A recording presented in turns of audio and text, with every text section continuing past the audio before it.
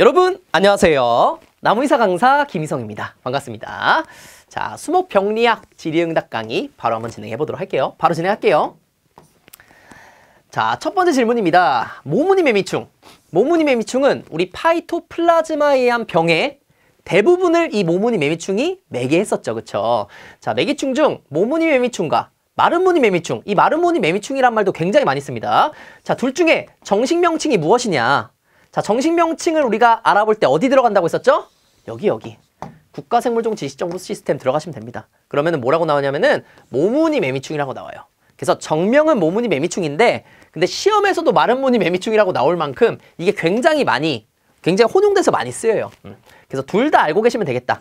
1차 준비할 땐 둘 다 알고 계시면 되고 2차 준비할 때는 무조건 모무니 매미충을 알고 계셔야 된다. 자, 그럼 두 번째. 똑같은 질문이에요. 자주날개무늬병.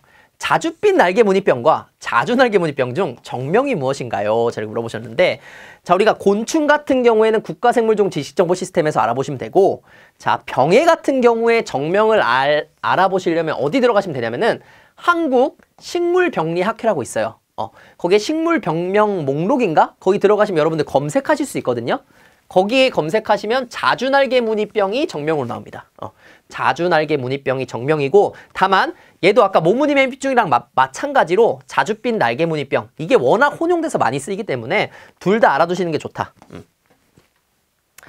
자, 그 다음 또 보겠습니다. 무궁화 전무늬병. 무궁화 전무늬병에 대해서 교재에서 세르코스포라 속과 코리네스포라 속에서 모두 기재되어 있는데 어떤 게 맞는 건가요? 자, 둘 다 맞습니다. 두 병원체 모두 다 무궁화 전무늬병을 일으킬 수 있는 병원균 속이에요. 오케이. 자, 그 다음에 곰팡이의 세포벽 성분.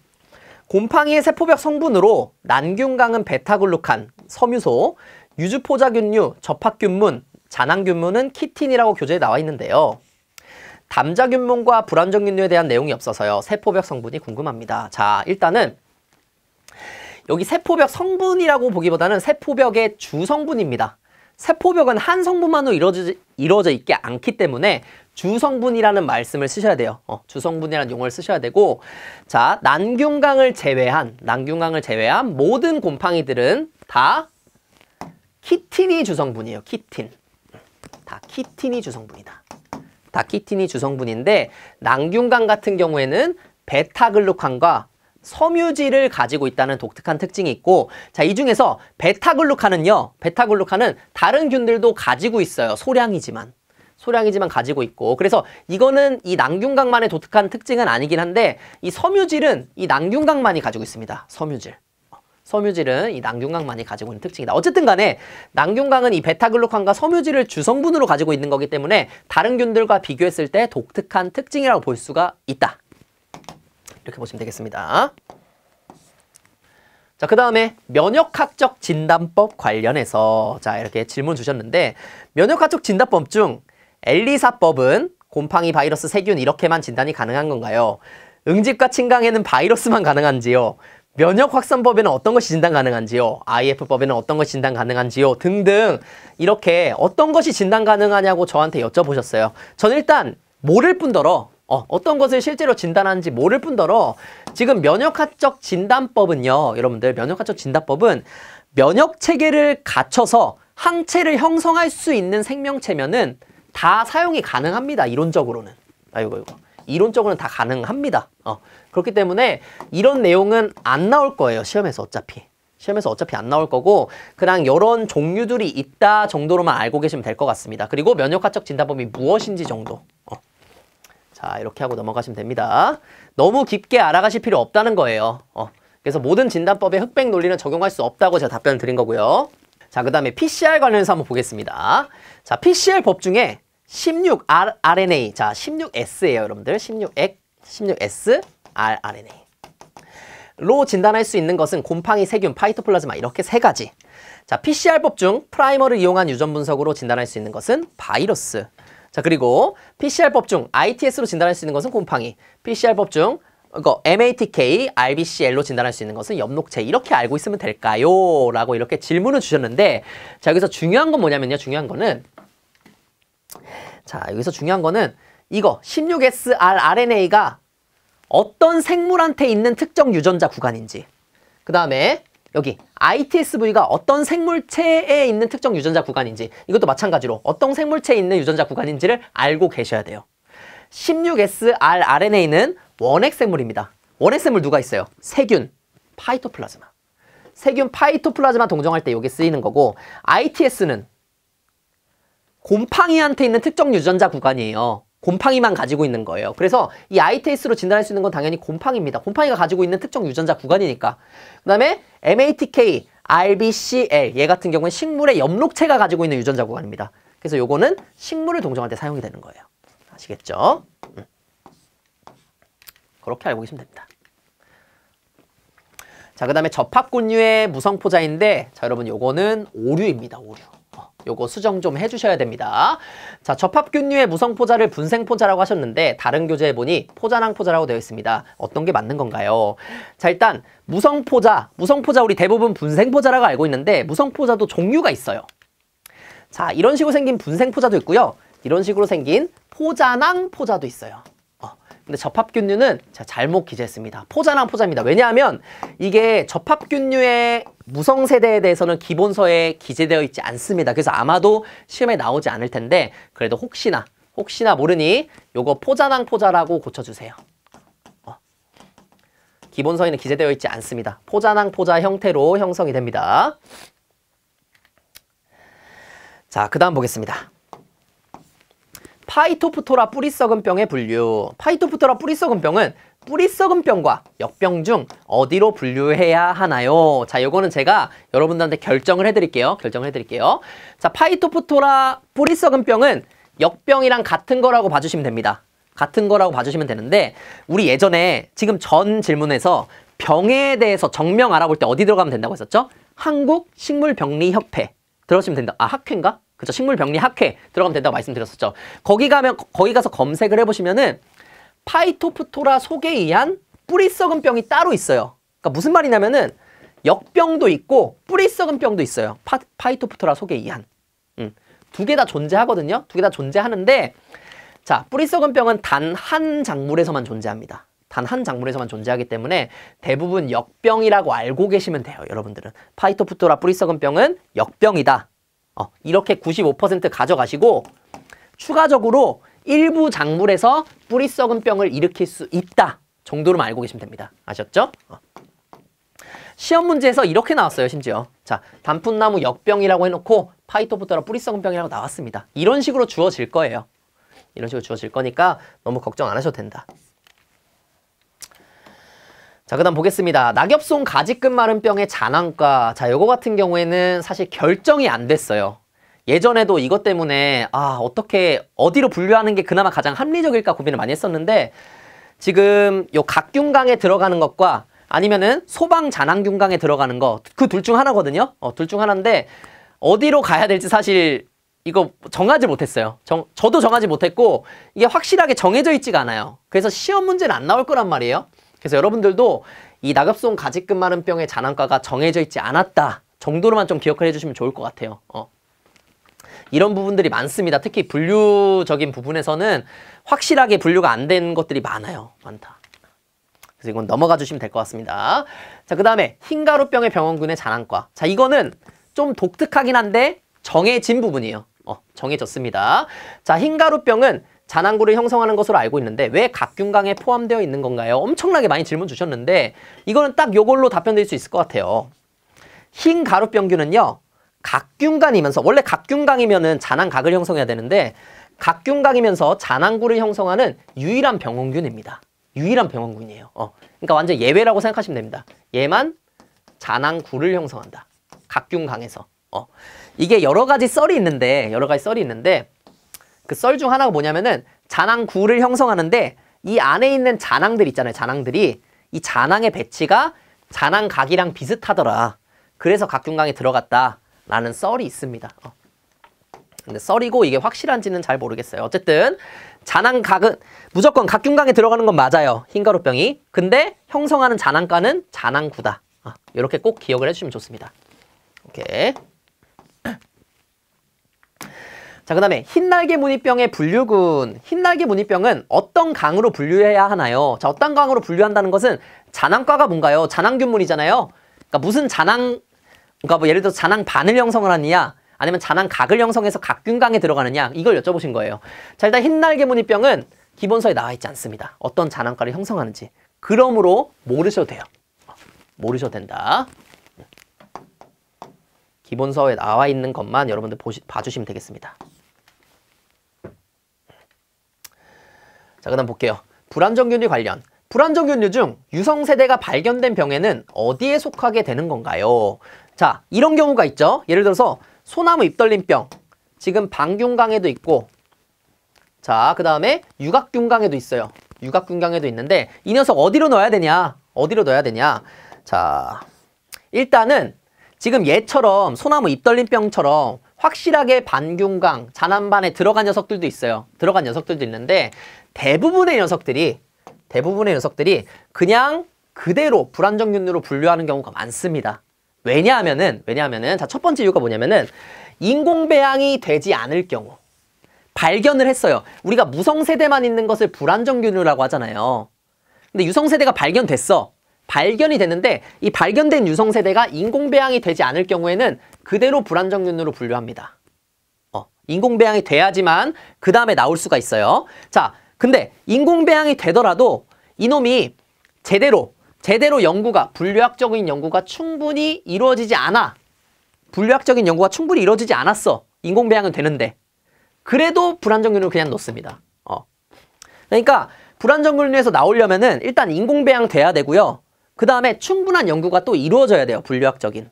그래야지만 나올 수가 있습니다. 그래서 대부분의 그냥 균들이 처음에 불안정균류면 그냥 불안정균류로 남아있는 경우가 굉장히 많다. 이렇게 알고 계시면 됩니다. 유성세대가 발견된다고 해서 곧바로 잔항균으로 옮겨가거나 그렇게 되진 않는다는 거예요. 자, 그 다음에 향나무 녹병의 여름포자와 같은 녹병과 관련된 질의입니다. 자, 녹병의 질의와 관련된 부분들은 제가 일단 여러분들한테 한 번에 설명드리고 그 다음에 좀 상세하게 답변 드리도록 할게요. 질문이 이렇게 3개에 돼요. 3개. 자, 그래서 요거 먼저 답변 드리고 전체적으로 그냥 총 정리해드린 다음에 그 다음 답변 드리는 게 나을 것 같아요. 자, 일단은 여러분들 잘 아시다시피 녹병 같은 경우에는 5개의 세대를 거칩니다. 그쵸? 뭐뭐 있어요? 자, 녹병정자, 그 다음에 녹포자, 그 다음에는요? 그 다음 뭐 있어요? 여러분들 말씀하셔야 됩니다. 자, 여름포자, 그 다음에 겨울포자, 그 다음에는요? 담자포자죠. 담자포자를 형성합니다. 자, 그리고 여러분들 제가 말씀드리려고 하는 건 뭐냐면은, 자, 여기 볼게요. 녹병은 이름 앞에 있는 기주에서 녹병정자, 녹포자 세대를 거친다는 거예요. 자, 예를 들어서 땡땡땡 녹병이야. 그럼 이 땡땡땡에서 뭘 거친다? 무슨 세대를 거친다? 녹병정자, 녹포자 세대를 거친다는 거예요. 그럼 땡땡땡의 중간 기주에서 뭐 거치겠어요? 여름, 겨울, 담자포자 거친다는 거예요. 5세대는 무조건 거쳐야 되는데 녹병의 특징이 주기주와 중간기주를 둘 다 가지고 있잖아요. 그쵸? 주기주에서 녹병정자, 녹포자 세대를 거쳤으면은 중간기주에서 여름, 겨울, 담자포자 거쳐야 된다는 거예요. 오케이? 근데 보통 이렇게 녹병 이름이 이렇게 되어 있으면은 여기 써 있는 나무에서 녹병정자와 녹포자 세대를 거친다는 거예요. 예를 들어서 잣나무 털녹병이면 잣나무에서 녹병정자, 녹포자 세대를 거치는 거고, 그 다음에 잣나무의 중간 기준인 송이풀에서 여름, 겨울, 담자포자 세대를 거친다는 거예요. 전나무 잎녹병이면은 전나무에서 녹병정자, 녹포자 세대를 거치고, 전나무 잎녹병의 중간 기준인 뱀고사리에서 여름포자, 겨울포자, 담자포자를 거친다는 거예요. 뭔지 아시겠죠? 일반적으로 그렇게 되는데 예외인 녀석들이 있더라. 그게 누구냐면 요 녀석들이더라. 요 녀석들. 자, 요 녀석들입니다. 요 녀석들 같은 경우에는 여기 앞에 써 있는 요 나무들 있죠. 앞에 써 있는 나무들에서 여기 세대를 거치더라. 여름, 겨울, 담자포자 세대를 거치고, 그 다음에 중간기주에서 녹병정자, 녹포자 세대를 거치더라. 얘네랑은 다르게. 예외인 녀석들만 잘 알고 계시면 되겠죠. 그쵸? 자, 근데 여기서 또 독특한 특징을 가진 녀석이 있는데 누구냐면 향나무 녹병은 여름포자 세대를 거치지 않습니다. 향나무 녹병은. 여기서도 독특하게. 오케이? 그 다음에 포플러 인노병도 여기서는 독특하게 따뜻한 곳에서예요. 이거 힌트를 잘 보셔야 돼요. 따뜻한 곳에서 겨울포자 세대를 거치지 않습니다. 거치지 않아요. 요걸 잘 기억해 주셔야 돼요. 예외 중에서도 이런 특징을 가지고 있는 녀석들. 잘 기억을 해주시면 됩니다. 자, 요렇게까지 알고 있으면 사실 거의 다 알고 계신 거라 보면 돼요. 녹병에서. 정말 많이 알고 계신 겁니다. 세대에 관련해서는. 자, 그럼 이렇게 알고 우리가 지리에 대해서 한번 답변 드려볼게요.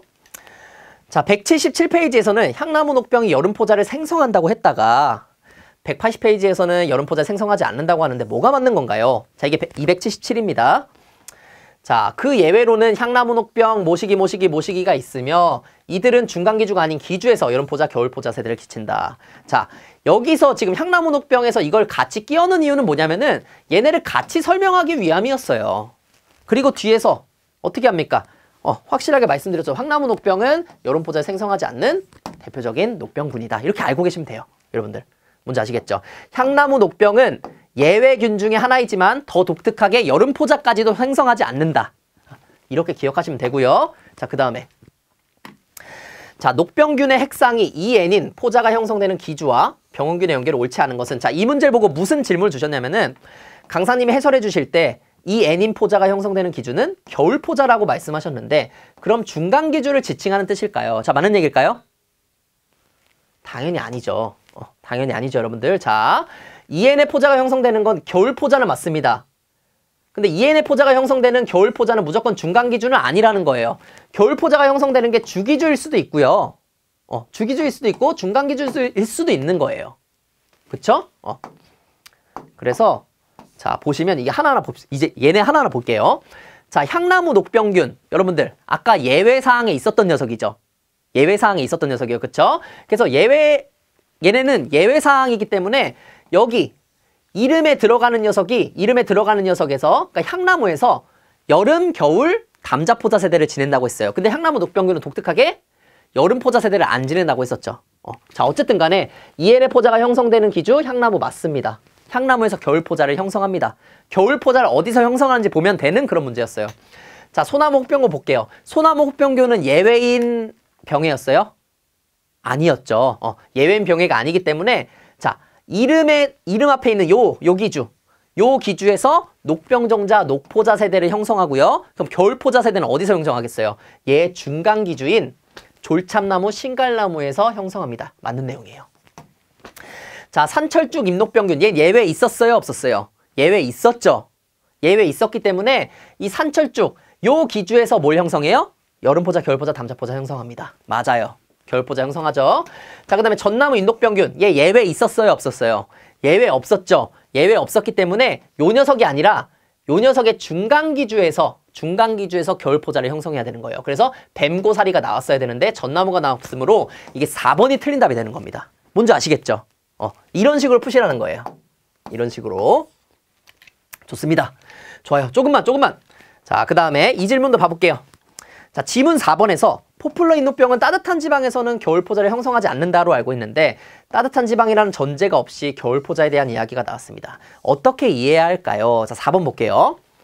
자, 월동안 겨울포자가 발화하여 생성된 담자포자가 포플러 잎을 감염한다. 자, 일단 이것도 한번 우리가 나눠보자고요. 어디서 어떤 세대를 보내는지. 자, 포플러 잎녹병이잖아요, 지금. 그쵸? 자, 포플러 잎녹병은 예외 있었어요, 없었어요? 예외 있었죠. 예외 있었다는 거는 이 포플러에서 뭘 형성해요?